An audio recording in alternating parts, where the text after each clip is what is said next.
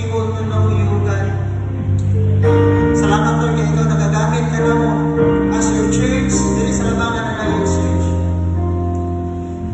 Gigamit mo kami Ginoo alang sa pagsangyaw sa imong gugma, bisang pa Ginoo sa tanan ng mga tao na nasa mong palibot. Gigamit mo kami Lord na as your instrument o God na support bisang pa Ginoo sa mga mission ng mga bulaton. That Lord God, it's our prayer na magapadayon ka Lord sa paggamit sa mga kinabuhi. Nagilid kami mong unong Ginoo. Magapadayon ang among ginuha sa pag-reach out pa rin Lord ang dagat na mga kalan. Namita mo ang kinabuhi Lord. Na magagawin mo kami imong channel of blessing. Na through sa among kinabuhi ugan, ang mga tao mahimong makailangan ng kanimo. Dili lang Lord pinagi sa among pagsakyaw nga ng kanila. At pinahagi sa Lord sa among kinabuhi. Makita kanila Lord God sa among matausan ng mga kinabuhi.